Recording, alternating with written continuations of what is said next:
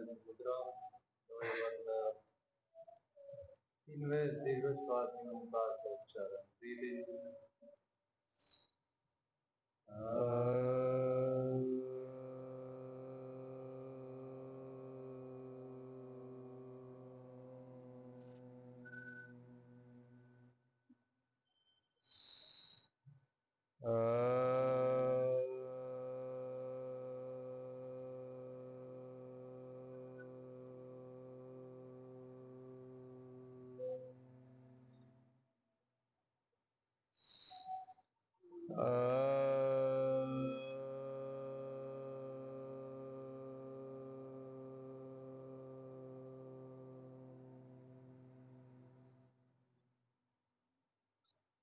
ओम कृष्णाय वासुदेवाय हरये परमात्मने प्रणतः क्लेशनाशाय गोविंदाय नमो नमः।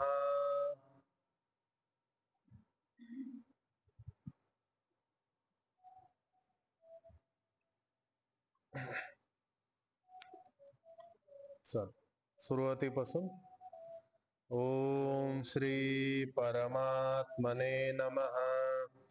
अथ द्वितीयोऽध्यायः। संजय उवाच तं तथा कृपयाविष्टम् अश्रु पूर्णकुलेक्षणम् विषीदन्तम् इदं वाक्यम् उवाच मधुसूदनः। श्रीभगवानुवाच कुतस्त्वाकश्मलमिदं विषमे समुपस्थितम् अनार्यजुष्टमस्वर्ग्यम् अकीर्तिकरमर्जुन। क्लैब्यमास्मगमः पार्थ नैतत्त्वय्युपपद्यते क्षुद्रं हृदय दौर्बल्यं त्यक्तोत्तिष्ठ परन्तप। अर्जुन उवाच कथं भीष्मम् अहं संख्ये द्रोणं च मधुसूदन जुभिः प्रतियोत्स्यामि पूजार्हा वरिसूदन।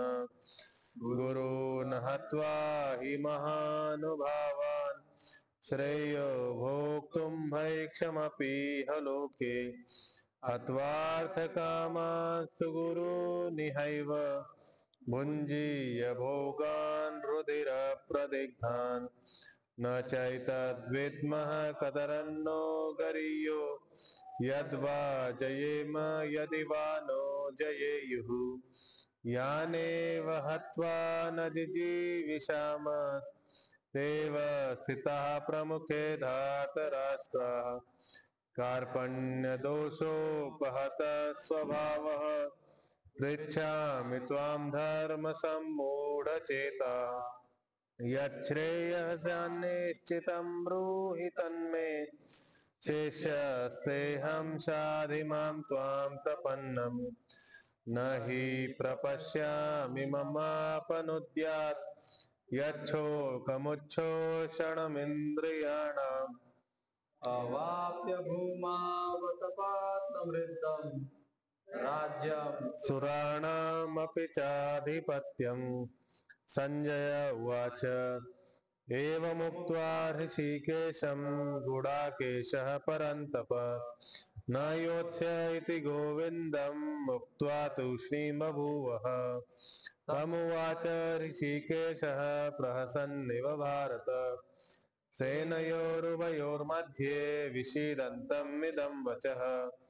श्रीभगवानुवाच अशोच्यानन्वशोचस्त्वं प्रज्ञावादाश्च भाषसे गतासु न गतासूश्च नानुशोचन्ति पंडिताः।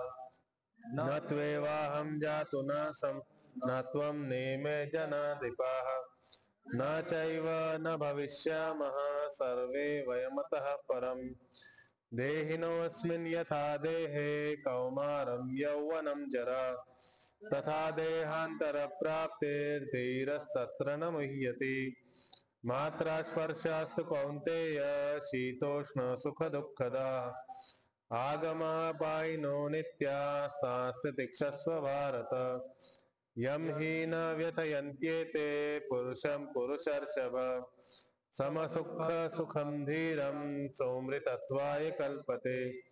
न सतो विद्यते भावो न भावो विद्यते सतः उभयोरपि दृष्टोऽन्तः स्वनयोस्तत्त्वदर्शिभिः अविनाशी तु तद्विद्धि येन सर्वम् इदं ततम् विनाशम् अव्ययस्यास्य न कश्चित् कर्तुमर्हति अन्तवन्त इमे देहा नित्यस्योक्ता शरीरिणः अनाशिनो प्रमेयस्य तस्माद्युध्यस्व भारत य एनं वेत्ति हन्तारं यश्चैनं मन्यते हतम् उभौ तौ विजानीतो नायं हन्ति न हन्यते न जायते म्रियते वा कदाचिन् नायं भूत्वा भविता वा न भूयः अजो नित्यः शाश्वतोऽयं पुराणो न हन्यते हन्यमाने शरीरे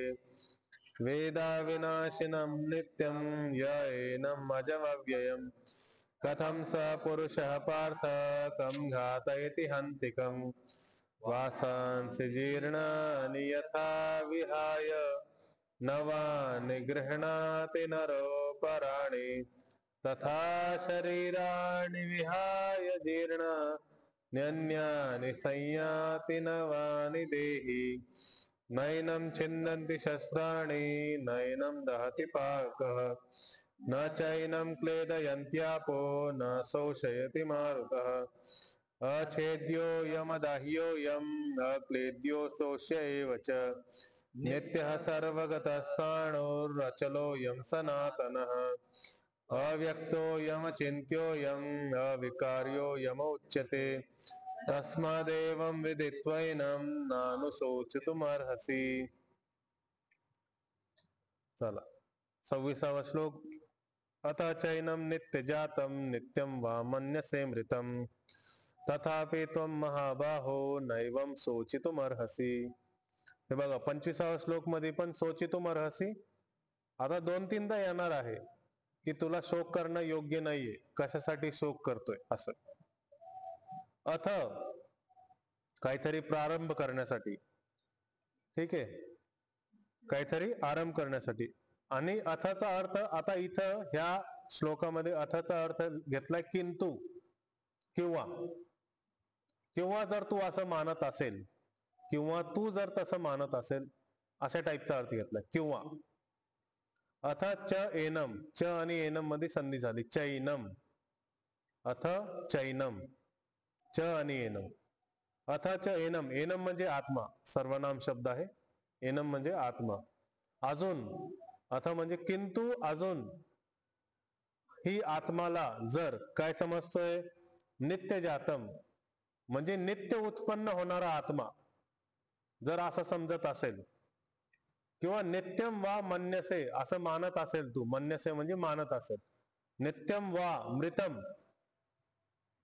की नित्य मरणारा मानत असेल, आत्मा नित्य मरणारा आणि नित्य जन्म घेणारा मानत असेल तू, तर तथापि त्वम महाबाहो, हे महाबाहो, इथं संबोधन आहे, महाबाहो संबोधन, त्वम म्हणजे तू, तू महाबाहो, तथापि त्यामुळं, तथापि म्हणजे त्यामुळं, तथा आणि अपि दोन शब्द आहेत, तथापि,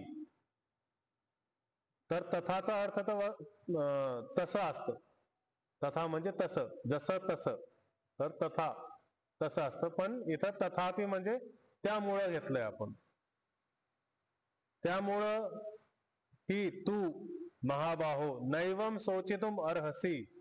आता इथं त्वम म्हणलंय त्यामुळं अर्हसी क्रिया त्वमच्या हिशोबाने चालते, त्वम साठी तू कर असं आपण हिंदीमध्ये जसं म्हणतोय, तर संस्कृत मध्ये त्वम साठी वेगळी क्रिया आहे, अहम साठी वेगळी क्रिया आहे आणि तत् साठी वेगळी क्रिया आहे, ठीक आहे। तर त्वम जिथं येतोय तिथं अर्हसी क्रिया येते, किंवा अर्हसी जिथं क्रिया येणार तिथं त्वम मानून घ्यायचा आपण की तुझ्यासाठी क्रिया आहे, समोरच्या माणसाला बोलण्यासाठी क्रिया आहे असं। तथापि त्वम महाबाहो नैवम न एवम, ह्या प्रकारे नाही, शोक करणं तुला ह्या प्रकारे योग्य नाही, कोणत्या प्रकारे? पहिल्या लाईन मध्ये सांगितलं. नित्य उत्पन्न होणारा किंवा नित्य मरणारा असं जर मानतोय तर तुला शोक करणं योग्य नाहीये. ठीक आहे, आत्माचं वर्णन आधी केलंय, पण जर तुझी मानसिकता तशी असेल की तुला नित्य मरायचं, नित्य आत्मा मरणार आहे किंवा नित्य आत्मा जन्म घेणारा आहे, तर तुला शोक करणं योग्य नाहीये, असं ह्या श्लोकामध्ये अर्थ सांगितलं. हे अजून खोलून सर सांगतील. ठीक आहे, तर उच्चारण घ्यायचं. शब्द एकदम सिंपल आहे. हा पाठ सांगतो. अथ चैनम नित्य जातम पहिला पाठ, नित्यम वा मन्यसे मृतम दूसरा पाठ, तथापि त्वं महाबाहो तीसरा पाठ, नैवम शोचितुम अर्हसि चौथा पाठ. ठीक, तो घ्यायचं उच्चारण. अथ चैनम नित्य जातम, नित्यम वा मन्यसे मृतम, तथापि त्वं महाबाहो नैवं शोचितुम अर्हसि. सगळे सोबत. अथ चैनम नित्य जातम, नित्यम वा मन्यसे मृतम, तथापि त्वं महाबाहो नैवं शोचितुम अर्हसि. अथ चैनम नित्य जातम, नित्यम वा मन्यसे मृतम, तथापि त्वं महाबाहो नैवं शोचितुम अर्हसि. ठीक. जातस्य हि ध्रुवो मृत्युर ध्रुवं जन्म मृतस्य च, तस्माद् अपरिहार्येऽर्थे न त्वं शोचितुम अर्हसि. परत तो शब्द आला, न त्वं शोचितुम अर्हसि, शेवटच्या पादमध्ये. जातस्य म्हणजे जो जन्म घेतोय त्याचा, निश्चित ही, जातस्य ही निश्चित प्रकारे, ध्रुव, ध्रुव म्हणजे निश्चित प्रकारे. ध्रुवचे दोन अर्थ असतात. एक ध्रुव तारा जो एक जागेवरती स्थिर आहे, आणि एक ध्रुव म्हणजे इथं घेतला निश्चित प्रकारे, निश्चित नियमाने जो जन्म घेणार आहे, नियमाने त्याचा मृत्यू होणार आहे असं. आणि ध्रुवम जन्म मृतस्य, आणि जो मृत्यू होणार आहे त्याचा निश्चित प्रकारे नियमाने जन्म होणारच आहे. म्हणजे जन्म मृत्यू हा एक चक्र फिरणारच आहे, त्याला कोणी पार करू शकत नाही. तस्मात, त्या कारणामुळं, अपरिहार्य हा एकदम अनिवार्य कारण आहे की ज्याचं, तर अपरिहार्य म्हणजे अनिवार्य कारण, त्या कामाशिवाय आपण दुसरं कोणतं काम करू शकत नाही. असं की जन्म आणि मृत्यू ह्या चक्राशिवाय, त्या चक्रामधून कुणी बाहेर निघू शकत नाही. ती चेतनाचा विषय वेगळा राहिला, पण हा जो चक्र चालू आहे त्या चक्रामधून कुणी बाहेर निघू शकत नाही. आणि हा अनिवार्य आहे, सगळ्यांसाठी अनिवार्य आहे. जन्म घेतला तर मृत्यू होणार, मृत्यू घेतला तर, मृत्यू झाला तर जन्म पण होणारच आहे. ह्या अनिवार्य कारणामुळे न त्वं शोचितुम अर्हसि, तुला शोक करणं योग्य नाही. तर आपण संधी बघू आता. जातस्य हि ध्रुवो, ध्रुव हा शब्द होता पण ओकार झाला, म पुढे असताना ओकार झाला. ठीक आहे, आणि मृत्यूर, मृत्यूर पर्यंत पहिला पाद आहे. जातस्य हि ध्रुवो मृत्यूर, पहिला पाद. इथं र सोबत घ्यायचा, पहिल्या पादामध्ये र घ्यायचा. तो र वरती, ध्रुवमच्या र वरती र आहे ना, तो र मृत्यू सोबत घ्यायचा. जातस्य हि ध्रुवो मृत्यूर. ठीक, ध्रुवम जन्म मृतस्य च, ध्रुवम जन्म मृतस्य च, दुसरा पाद. तस्माद, तस्माद अपरिहार्य, द सोबत अ पण आलाय, जुडलाय. तस्माद अपरिहार्य, अपरिहार्ये, यकारला ए आहे आणि अर्थे सोबत आहे. तस्माद अपरिहार्येर्थे. ठीक आहे, अर्थे सोबत आहे. अर्थे अवग्रह चिन्हच्या पाठीमागे लपला अ, तर तस्माद अपरिहार्येर्थे असं उच्चार. न त्वं शोचितुम अर्हसि, चौथा पाद. ठीक, चल. जातस्य हि ध्रुवो मृत्युर, ध्रुवं जन्म मृतस्य च, तस्माद् अपरिहार्येऽर्थे तस्मादपरिहार्येते न त्वं शोचितुमर्हसि. न त्वं शोचितुमर्हसि. सोबत म्हणायचं. जातस्य हि ध्रुवो मृत्युर्ध्रुवं जन्म मृतस्य च तस्मादपरिहार्येते न त्वं शोचितुमर्हसि. जातस्य हि ध्रुवो मृत्युर्ध्रुवं जन्म मृतस्य च तस्मादपरिहार्येते न त्वं शोचितुमर्हसि. शोचितुमर्हसि. हा, हे सांगितलं. आता 2-3 वेळा येणार आहेत. श्रीकृष्णजी म्हणू राहिलेत त्याला सारखं सारखं, अरे बाबा शोक नको करू, योग्य नाहीये तू, तू एवढा महाबाहू आहे. त्यासारखी संबोधन त्याच्यामुळे असे देतात. तू महाबाहू आहे, तू खूप बलवान आहे, बलिष्ठ आहे. ठीक आहे, तो पृथाचा पुत्र आहे, पार्थ आहे तू, असं संबोधन त्याच्यामुळे देत असतात, त्याला सजग करण्यासाठी. पुढचा श्लोक 28वा. अव्यक्तादीनि भूतानि व्यक्त मध्यानि भारत व्यक्त अव्यक्त निधनान्येव तत्र का परिदेवना. आता जसा शोचितुम शब्द आहे, शोचितुम म्हणजे शोक करणे योग्य, ठीक आहे, शोक करणे योग्य, तसं परिदेवना शब्द आहे. त्याचा अर्थ पण तू शोक कशाला करतो, का शोक करायचं, असं. तर अव्यक्त शब्द आहे. अव्यक्त आदिनी, आदिनी जोडलाय भूतानी सोबत. अव्यक्त आदिनी, अव्यक्तादीनी असं. अव्यक्त आणि आदिनी मध्ये संधी झाली, अव्यक्तादीनी. तर आदिनी शब्द जोडलाय भूतानी सोबत. आधी जे भूत होते, जन्माच्या आधी जे भूत होते ते सगळे अव्यक्त होते, अप्रकट होते, प्रकट रूप मध्ये दिसत नव्हते. व्यक्त मध्यानी भारत, आणि जे भूत आता आहेत, जन्म नंतर आहेत, ते व्यक्त आहेत, प्रकट स्वरूपात आहेत. भारत, परत बघा संबोधन कसं यूज केलं, तू भरतवंशी आहे. भारत संबोधन. अव्यक्त निधनान्येव, अव्यक्त निधनानी एव, निधनानी भूतानी म्हणजे निधनच्या नंतर, मृत्यू नंतर परत अव्यक्त होणार आहे. जन्माच्या आधी सगळे अव्यक्त अप्रकट अवस्थामध्ये होते, जन्म घेतल्यानंतर मृत्यूपर्यंत प्रकट अवस्थामध्ये आपण दिसतोय आता, आणि मृत्यू झाल्यानंतर परत अप्रकट होणार येतं. तर त्यासाठी तत्र, त्यामुळं, त्या कारणामुळं, त्या विषयामध्ये, का, कशासाठी परिदेवना, शोक करतोय तू, परिदेवना शोक करतोय, कशासाठी तू शोक करतोय, असं. तर संधी एकदम सोपी आहे. अव्यक्त आदिनी, अव्यक्तादीनी भूतानी पहिला पाद, व्यक्त मध्यानी भारत दुसरा पाद, अव्यक्त निधनान्येव, निधनानी आणि एव संधी झाली, इकार आणि एकार मध्ये संधी झाली, य, य बनला, त्याच्यावरती एकारची मात्रा आली. ठीक. तर निधनान्येव, तत्र का परिदेवना चौथा पाद. ठीक. अव्यक्तादीनि भूतानि, अव्यक्तादीनि भूतानि व्यक्त मध्यानि भारत, व्यक्त मध्यानि भारत, अव्यक्त निधनान्येव, अव्यक्त निधनान्येव तत्र का परिदेवना.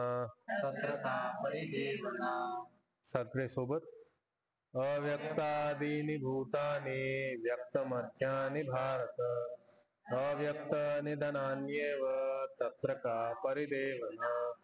अव्यक्तादीनि भूतानि व्यक्त मध्यानि भारत, अव्यक्त निधनान्येव तत्र का परिदेवना. अथ चैनम नित्य जातम नित्यम वा मन्यसे मृतम. इथं आता श्रीकृष्ण काय प्रयत्न करतायत की एखाद्याचे, समोरच्याची फिलॉसॉफी, मानसिकता वेगळी असू शकते. समोरच्याची जी लाईफला पाहून, जीवनाला पाहून जी मानसिकता आहे ती वेगळी असू शकते. असे आजपर्यंत किती संत झाले, किती ऋषी झाले, किती मुनी झाले, त्यांनी त्यांची त्यांची फिलॉसॉफी सांगितली लाईफच्या बद्दल, की लाईफ अशी आहे, लाईफ अशी आहे, लाईफ अशी आहे. मी स्वतः एक फिलॉसॉफी लिहिलेली आहे की लाईफ अशी आहे. जे माझे अनुभव आहेत त्याचे मूल तत्व जे आहेत, बेसिक जे आहे ते सेम असतं, पण एका जागेवर कुठंतरी जाऊन ते डिफरेन्शिएट करतात, तिथं ते सेपरेट होतात. तर इथं कृष्ण म्हणतात की जर तुला असं वाटतंय की नित्य जन्म घेणारा मरतोय, नित्य असणारा जन्म घेतोय आणि नित्य असणारा मरतोय, नित्य असणारा आत्मा मरतोय किंवा नित्य असणारे आत्मा जन्म घेतोय, असं जर तुला वाटत असेल तरीही तू शोक नाही केला पाहिजे. असं कसं काय म्हणते श्रीकृष्ण की नित्य पण म्हणतायत आणि जन्म घेणार पण म्हणतायत? मग नित्यचा अर्थ तर कायम राहणारच आहे ना. मग त्याला आपण कसं काय म्हणू शकतो की जन्म घेतो? कायम राहणारा जन्म कुठं घेणार? हा, त्याच्यामुळे तर नित्य सांगितलं, पण मग जन्म घेतो असं समजतोय तू, असं कसं काय म्हणू शकतो की तू असं समजू शकतो? तो फक्त काय म्हणतात शरीराचं रूप घेतो, आहे तर तोच ना. तो भीष्म पितामहाला आत्मा समजतोय आणि आत्मा जन्म घेतोय आणि मरतोय असं समजतोय. तर नित्य आत्मा जन्म घेतीये, नाही नाही, भीष्म पितामह को आत्मा नित्य आत्मा जन्म घेते. मी तुम्हाला थोडस खोलून सांगतो या गोष्ट की नित्य आत्मा जन्म घेते असं जर तू समजतो, ही एक वाद आहे. हा एक फिलॉसॉफी मध्ये 3 वाद आहेत, जसं मी सांगितलं होतं, अद्वैतवाद, द्वैतवाद, त्रैतवाद. ठीक आहे. त्याच्यामध्ये अद्वैतवाद म्हणजे जे अखंड एकच आहे, अद्वैत, दोन नाहीये, एकच आहे. सुरुवातीपासून जे आहे पूर्ण ब्रह्मांड मध्ये एकदम सुरुवातीला जो होता तो एकच होता, तिथं 2 गोष्टी नव्हत्या आणि तो एक काय होता? परमात्मा होता. त्या परमात्मा मधून सगळ्या गोष्टी उत्पन्न झाल्या. काय काय गोष्टी उत्पन्न झाल्या त्याच्यातून? त्याच्यातूनच जीवात्मा उत्पन्न झाला, त्याच्यातूनच प्रकृती उत्पन्न झाली, त्याच्यातूनच हे सगळं ब्रह्मांड निर्माण झालं. कशातून? परमात्मामधून. द्वैतवादवाले काय म्हणतात की एक आत्मा आहे आणि एक प्रकृती आहे. काही विशिष्ट द्वैतवाद असे पण मानतात की आत्मा आणि परमात्मा आहे, की जीवात्मा आणि परमात्माच आहे, प्रकृती सगळी माया आहे. ह्या प्रकारे पण मानलं जातं. ठीक आहे. एक मानलं जातं की आत्मा आणि प्रकृती आहे, जीवात्मा माया आहे. हे एकदम अध्यात्माच्या डीप मध्ये हे सगळे भांडणं होतात. भांडणं म्हणजे एक डिबेट होतो, तर्क वितर्क होतात शास्त्राच्या बेसिसवर, पण शास्त्रांमध्ये खूप कन्फ्यूज करणारी गोष्टी आहेत. ठीक आहे. त्याच्यानंतर त्रयत्वाद, जे महर्षी दयानंद जींचं आहे ते त्रयत्वाद. आदिशंकराचार्य अद्वैतवादी आहेत आणि बौद्ध हे विशिष्ट द्वैत, विशिष्ट अद्वैत असं पण आहे. ठीक आहे. तर ह्या प्रकारे याच्यामध्ये वेगळे वेगळे डिफरन्शिएट आहेत. त्रयत्वाद मध्ये काय आहे? प्रकृती आहे, जीवात्मा आहे आणि परमात्मा आहे. ह्या 3 काय कशात येतं? त्रयत्वाद मध्ये आहे. तर असे वाद असल्यामुळं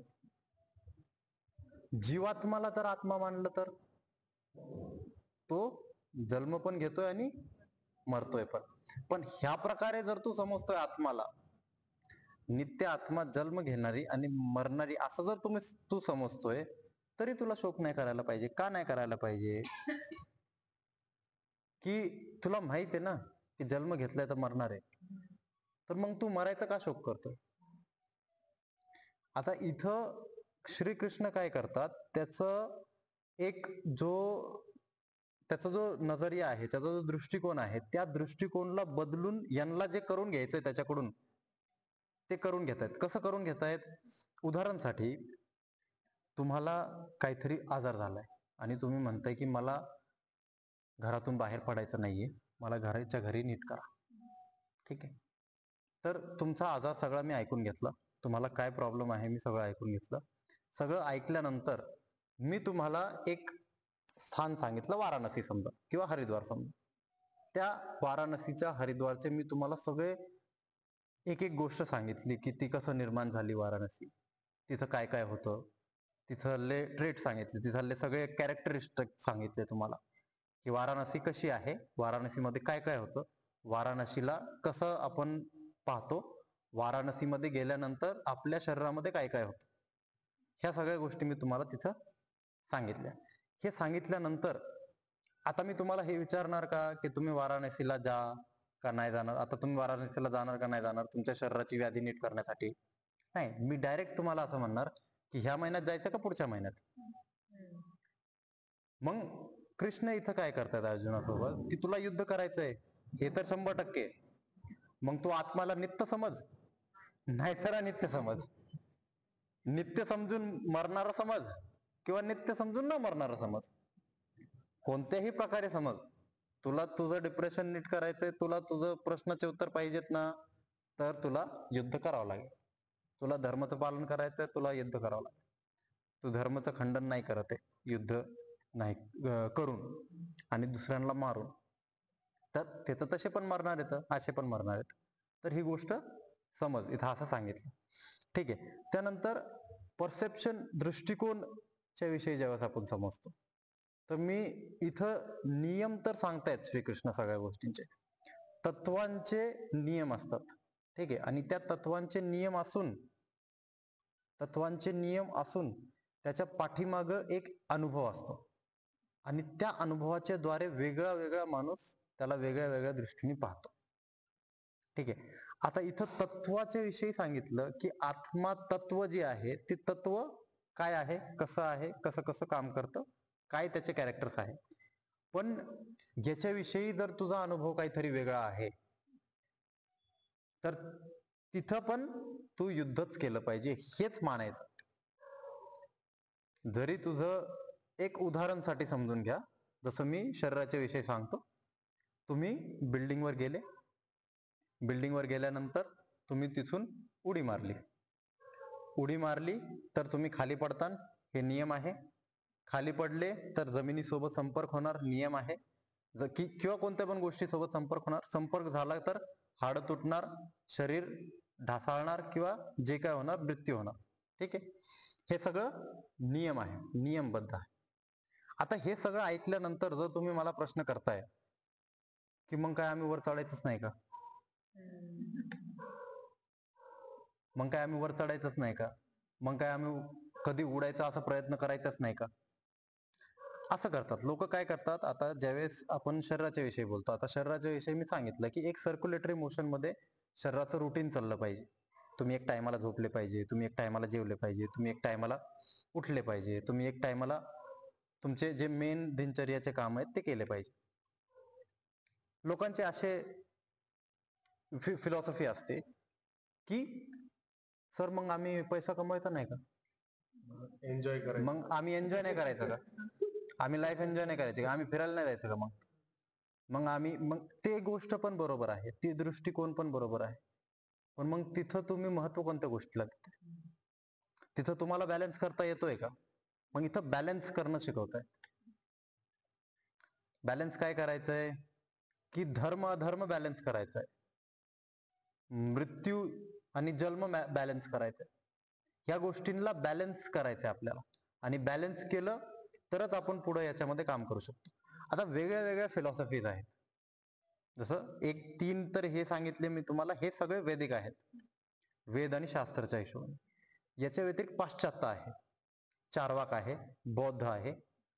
ह्या सगळ्यांमध्ये अजून वेगळ्या पद्धतीने जीवनाला समजतात. कसं समजतात की जीवन ज्यावेळेस 2 सेल्स आई वडिलांचे मिळतात, ते मिळाल्यानंतर त्याच्यामध्ये आपोआप ग्रोथ चालू होती. काय त्याच्यामध्ये जीव नाहीये, काय नाही, ते आपोआप ग्रोथ, केमिकल रिॲक्शन होतात. आणि केमिकल रिॲक्शनच 4-5 वर्षानंतर किंवा 1-2 वर्षानंतर ते केमिकल रिॲक्शनच कॉन्शियसनेस क्रिएट करतात. कॉन्शियसनेस म्हणजे चेतनता. जी चेतनता आहे ती त्या केमिकल रिॲक्शन मुळे क्रिएट होती, आणि ती क्रिएट झाल्यामुळं मग आपल्याला असं वाटतं की आपण आहोत. म्हणजे आपण खरोखर नाहीये, पण त्या केमिकल रिॲक्शन मुळे आपल्याला असं वाटतं की आपण आहोत. ठीक आहे. ही एक विचारधारा आहे, पाश्चात्य विचारधारा. मग याच्यामध्ये माणूस काय म्हणणार की जर मी मेलो तर मी मेलो, माझ्या कर्मांचा काही हिशोब होतोय का, माझ्या चित्ताचा काही विषय आहे का, सगळं केमिकल आहे, सगळं ऍटम्स आहे. आणि एकदम मायक्रोस्कोपने पाहिलेलं आहे की ऍटम्स आहेत शेवटी. ऍटमच्या पलीकडे काय दिसतंय का, नाही दिसत. ऍटम्सनी एकमेकाला जुडले आणि निर्माण झाले. आणि असंच शरीर निर्माण झालं, असंच बाकी सगळ्या गोष्टी निर्माण झाल्या, असंच निर्माण झालं. तिथं काय नाही, हे फक्त असं एक जसं ऍक्सिडेंट होतो तसं याला ऍक्सिडेंट मानतात. कशाला? सगळ्या गोष्टी.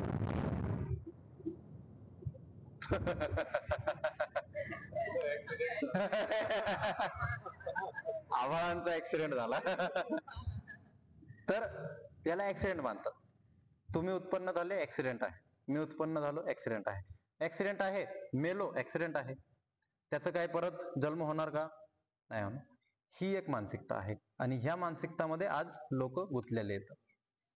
आणि याच्यामध्ये गुंतल्यामुळं काय अडचण होतीये की आपण कर्म करताना याला रिॲक्शनच मानतो. जर आपण काही पण कर्म करतो, कोणी चुकीचं पण कर्म करतो, केमिकल रिएक्शन आहे आणि सोडून दिलं. त्याला अजिबात आपण असा विचार नाही करत की हा चित्तमध्ये स्टोअर होतोय, ही गोष्ट आपल्यासोबत पुढे जाणार आहे संस्कार म्हणून. ह्या गोष्टीचा अजिबात भान होत नाही. हे फक्त केमिकल रिएक्शन आहे आणि तू मला असं बोलला त्याच्यामुळे मी तुला मारलं, एवढं रिएक्शन होतं बस. याच्या पलीकडे याचं काहीही तथ्य नाही, याच्या पलीकडे याचं काहीही अस्तित्व नाही. ह्या प्रकारची मानसिकता आहे. तर जर तुझी ह्या प्रकारची पण मानसिकता आहे, जर एवढं पण तू विचार करू शकतो की आत्मा नित्य असून मरती, नित्य असून जिवंत होती किंवा जन्म घेती, तरी तू शोक नाही करायचा. मग शोक कशाला करणार? की मी मारलं, बस झालं. रिएक्शन होतं, भांडणं झाले, युद्ध झालं आणि मी मारलं, संपलं. त्याच्यात काय होतंय का? स्वर्ग होतोय, नरक होतोय का? कर्म बनतायत का? फळ बनतायत का? काय परत संस्कार बनणार, पुनर्जन्म होणार? काहीच नाही. मग इथं पण शोक करायची गरज नाही, असं ह्या श्लोक मध्ये सांगितलं. आणि नित्य जन्म तुम्हाला समजलं की नित्य जन्म काय आहे? प्रकृती जर आपण पाहिलं तर प्रकृती पण नित्य आहे. आता अजून एक शब्द आहे की अविकार रहित, म्हणजे अविकारी, त्याच्यामध्ये विकार होत नाही. ठीक आहे. आपण जर याला विकारी पण समजलं की याच्यामध्ये विकार होतोय, तरी ती गोष्ट नित्य आपण मानू शकतो. कशी मानू शकतो? की प्रकृती आहे, प्रकृती ही नित्य आहे. जरी पृथ्वीचा नाश झाला तरी काहीतरी दुसरी पृथ्वी निर्माण होणार. ब्रह्मांडला जर आपण नित्य मानलं तर ब्रह्मांडमध्ये कंटिन्यू पृथ्वी, सूर्य, चंद्र हे यांचं निर्माण कंटिन्यू चालू आहे.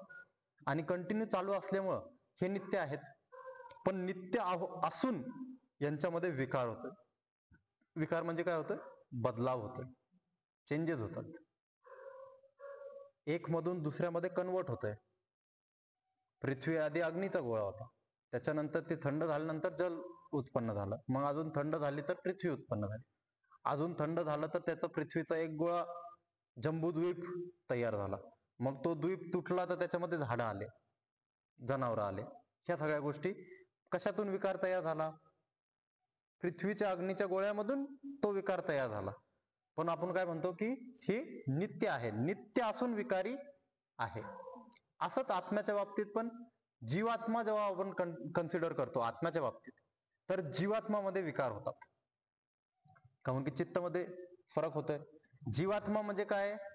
चित्त जोडलेला आहे तर जीवात्मा, संस्कार जोडलेले आहे तर जीवात्मा, आणि आत्मा फक्त आत्मा म्हणजे परमात्मा. जसा चित्त जुडला, जसा संस्कार जुडले, जशी प्रकृती जुडली त्याच्यासोबत, तशी ती जीवात्मा झाली. तर जीवात्मामध्ये विकार आहे.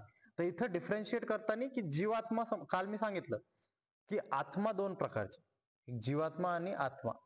तर इथं यांनी हे पण सांगितलं की मी जी परिभाषा करतोय तिथं मी आत्माची परिभाषा करतोय, पण तुला जर असं वाटतं की ही मी जीवात्माची परिभाषा करतोय, तरी पण तू शोक नाही केला पाहिजे. ठीक. आणि त्यानंतर पुढच्या श्लोकमध्ये जातस्य हि ध्रुवो मृत्युर ध्रुवम जन्म मृतस्य च. तर जरी आपण असं समजतोय की जिसने जन्म लिया है उसकी तो मृत्यू निश्चित है. आता जे जन्मलंय त्याची मृत्यू आहे निश्चित. निश्चित असल्यामुळं पण इथं आपण विचार नाही, इथं आपण शोक नाही केला पाहिजे. जी गोष्ट सर्कल मध्ये चालणार आहे, जर आपल्याला माहित आहे की इथून बाहेर पडल्यानंतर मी भिजणार आहे, तर भिजायचा शोक करायचा का? नाही करायचा. जर आपल्याला माहित आहे ती गोष्ट, जर अनसर्टन असेल तर आपण शोक करू शकतो. अचानक काही घडलं तर आपण शोक करतो, आपण घाबरतो. पण जी गोष्ट माहित आहे की ही होणारच आहे, मग त्याच्यासाठी आपण प्रिपेअर होतो. एखादी गोष्ट मन आपण तयार करतो की समजा उद्या मला हे काम करायचंय, तर हे जे पण काम मला उद्या करायचंय हे जर मला माहित आहे तर मला त्या काम करायचा त्रास होणार का?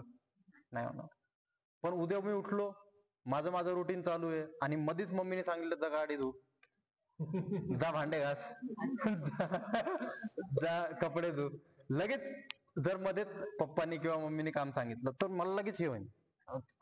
मग जर तुला माहिती आहे की हे होणारच आहे, मग कशाला शोक करतोय? ह्या प्रकारे याच्यामध्ये सांगितलं की तुला माहित असून तू कसं काय असं विचार करू शकतो. आणि अनसर्टन गोष्टी पण होणार आहेत आणि जे डेली रुटीन मध्ये आपण करतोय ते पण होणारच आहे. त्यामुळे आपण कोणत्याही गोष्टीला चिडचिड विडचिड नाही करायची. शोक नाही करायचा वगैरे नाही करायचं.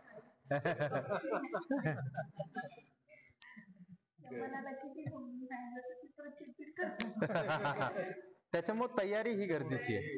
तयारी चालू आहे. प्रिपरेशन कसं असतं की अनसर्टनिटीचं आम्ही एक हे केलं होतं. मी अनसर्टनिटीवर एक संतोष नायर म्हणून ट्रेनर येतं, मोटिवेशनल स्पीकर येतं, त्यांचं केलं होतं. तर त्यांनी अनसर्टनिटी मध्ये असं सांगितलं होतं की त्यानंतर माझी मानसिकता अशी तयार झाली की आज उद्या किंवा आज घरी जाताना जर काही झालं आणि जर माझे दोन्ही पाय गेले, हात गेले, तरी मी दुसऱ्या दिवशी सकाळी येऊन इथं क्लास घेणार, अशी मानसिकता बनवून ठेवलेली. मग ते कधी केलं होतं? तो कोर्स मी 2013-14 मध्ये केला होता, 14-15 मध्ये. तर त्यावेळेस पासून आतापर्यंत ती मानसिकता एवढी स्ट्रॉंग झाली आहे की उद्याच्याला कितीही अनसर्टन गोष्ट माझ्यासोबत घडली किंवा कोणासोबत पण घडली, घरामध्ये किंवा कोणासोबत पण घडली, तर तुम्ही माझ्या चेहऱ्यावर कधी तो एक्सप्रेशन पाहता का? तुम्ही पाहिला असेल ना. आता तुम्ही तर मला 4 वर्षापासून पाहता, इथं पण मला भरपूर लोक, आता काही पण घटना घडली, तिथं दोघांच्या मध्ये वाद झाला, काय झालं, माझ्या चेहऱ्यावर काही दिसतं का? अरे, किंवा चिडचिड किंवा राग. मग ती गोष्ट मी आधीच प्रिपेअर आहे की हे आहेत, यांचा स्वभाव आहे, हे असं करणार, हे करणार म्हणल्यावर मला शोक करायचं आणि राग करायचं आणि चिडचिड करायचं काय कारण आहे? मग तिथं अनसर्टिनिटीसाठी पण आपण प्रिपेअर राहणं गरजेचं आहे. हे आपल्याला 27व्या श्लोक मध्ये सांगितलं. 28व्या श्लोक मध्ये आता काय सांगितलं की अव्यक्तादीनी भूतानी, म्हणजे हे अव्यक्त असतं, पण परत त्याला ते मृत्यू आणि जन्माच्या याच्यात सांगतात वेगळ्या प्रकाराने की अव्यक्त आहे, मग ज्यावेळेस जन्म झाला त्यावेळेस व्यक्त झाला आणि मग मृत्यू झाली त्यावेळेस परत अव्यक्त झाला.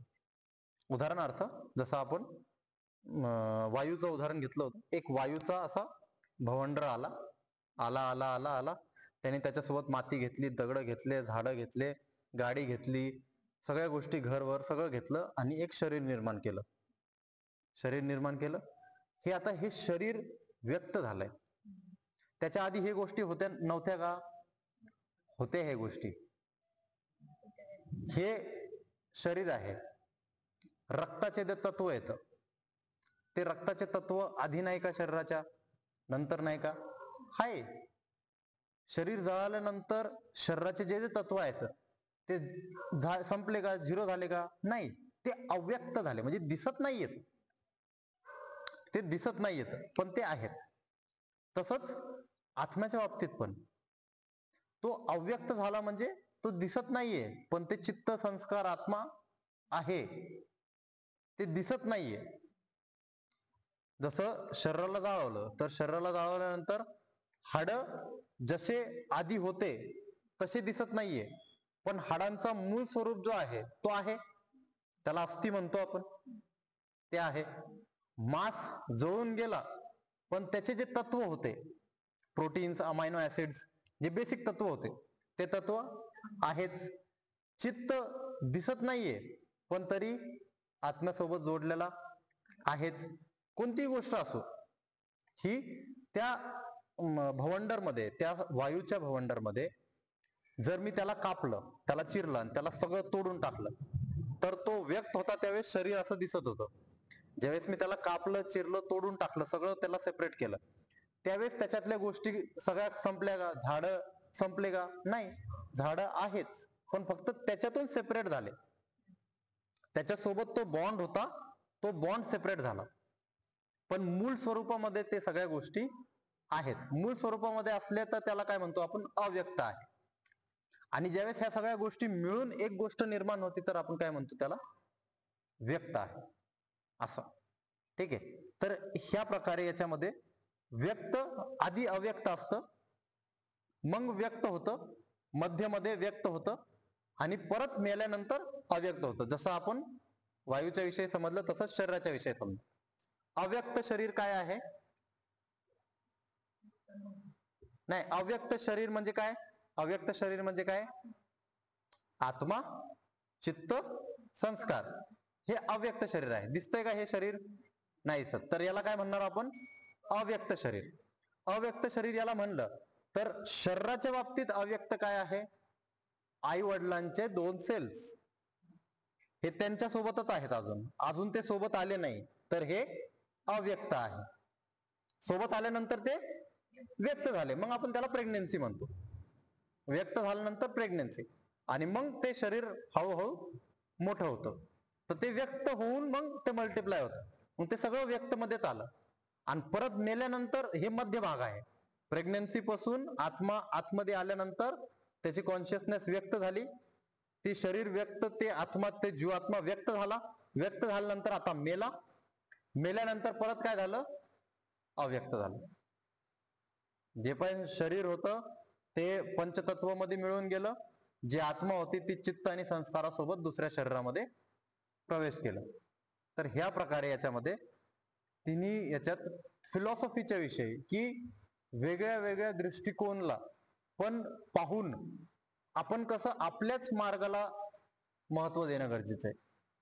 आपल्याला जे करायचंय, मला जे घडवायचंय तेच मी घडवणार. जसं भरपूर लोक आत्ताच्या वेस्टर्न कल्चरमध्ये, जसं एक उदाहरण होतं, तुम्ही पण म्हणले आणि आपण पण याच्याविषयी चर्चा केली होती, की लग्न करायचं तर का करायचं, मुलं बाळ करायचे तर का करायचे. ठीक आहे, हा एक प्रश्न खूप आजच्या काळामध्ये आहे. तर त्यांचं काय कसं मत आहे, की एवढंच आपल्याला काय करायचंय, जर आपलं शरीर एवढंच आहे आणि एकदाच शरीर भेटणार आहे, एकदाच, जर हे केमिकलचं स्ट्रक्चर आहे आणि एकदाच भेटणार आहे, एकदा भेटलं, झालं, मेलं, संपलं, मग कशाला लग्न करायचं आणि कशाला मुलं बाळ करायचे आणि कशाला त्रास घ्यायचा? एन्जॉय करायचं. काय करायचं? मस्ती करायची, मज्जा करायची. तर एकच शरीर आहे, एकदाच भेटलंय, तर मग मस्ती करायची, मज्जा करायची, खुश राहायचं, सुखी राहायचं, आनंदी राहायचं, एकट्याने राहायचं, जे पण असेल सगळं ट्राय करायचं. नॉनव्हेज मध्ये सगळं ट्राय करायचं, व्हेज मध्ये सगळं ट्राय करायचं, जे काय आपण शारीरिक मानसिक गोष्टी असतात त्या सगळ्यांमध्ये आपण सगळं ट्राय करायचं. मग अशी मानसिकता ठेवून जर तुम्ही चालतायत तर तुम्ही तरी पण तुम्ही एक चांगल्या मार्गाला जाऊ शकता. कसं जाऊ शकता हे मी तुम्हाला सांगतो. जर अशी मानसिकता आहे की आपल्या एकच जीवन आहे आणि एकच जीवन आहे, तर मी काहीच नाही, मी फक्त एन्जॉय करणार, तर मी फक्त इथं काय करतोय? दृष्टिकोन बदलतोय. श्रीकृष्णाने काय केलं? जरी तू असं समजतोय की आत्मा नित्य मरणारी आहे, तरी तू युद्ध कर, तरी तू शोक करू नको. दृष्टिकोन काय आहे? दृष्टिकोन बदलला.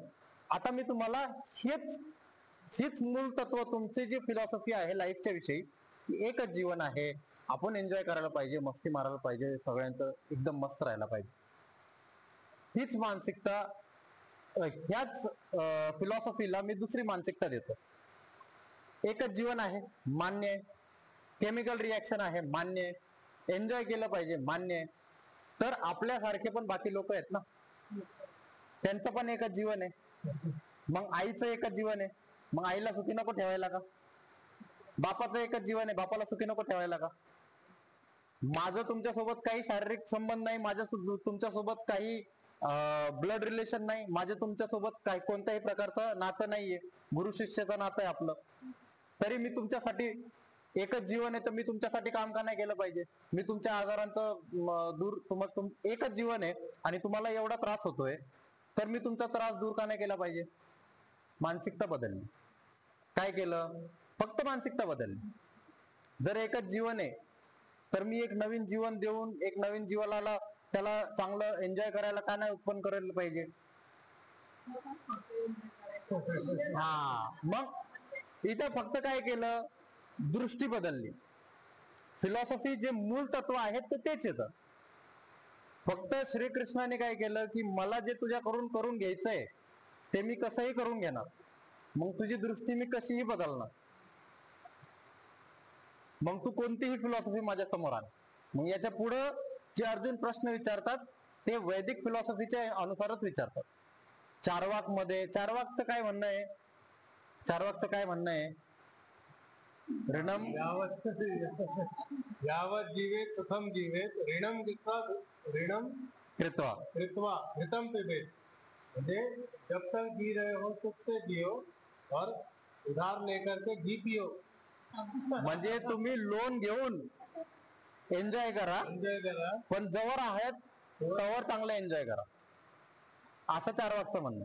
आता त्याच फिलॉसॉफीला आपण जर धरलं की शरीर एकदाच भेटणार आहे आणि एकदाच मरणार आहे, तरी मग एकदाच भेटणार आहे एकदाच मरणार आहे तर आपण बाकीच्या लोकांसाठी बाकीच्या जीवांसाठी त्यांचं पण एकदाच जीवन एकदाच, ज्यांना जो काही त्रास आहे शारीरिक असो मानसिक असो आध्यात्मिक असो किंवा फायनान्शियल असो किंवा कोणता पण असो, मग त्यांना आपण मदत का नाही केली पाहिजे?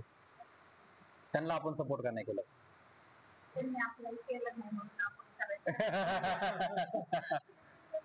तर अशा मानसिकता सोबत खेळतात. अशा मानसिकता सोबत श्रीकृष्ण अर्जुनाला फक्त प्रिपेअर करतात. आणि शेवटी काही होत नाही.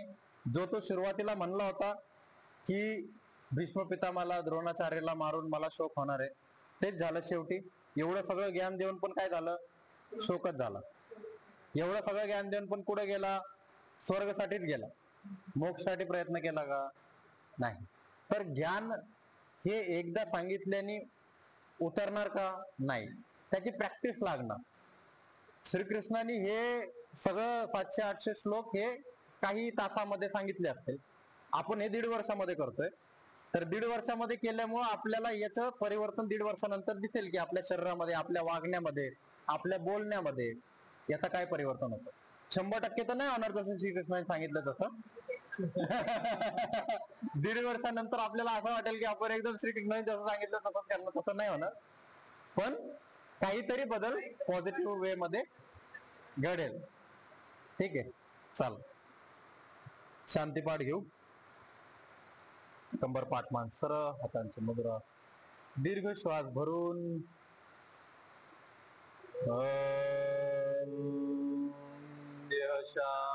शांतिरंतरिक्षगम शांति शांतिरापः शांतिरौषधयः शांति वनस्पतयः शांतिर्विश्वे देवा शांतिर्ब्रह्म शांति शांति शांतिरेव शांति सामा शांतिरेधि. ओम शांति शांति शांति.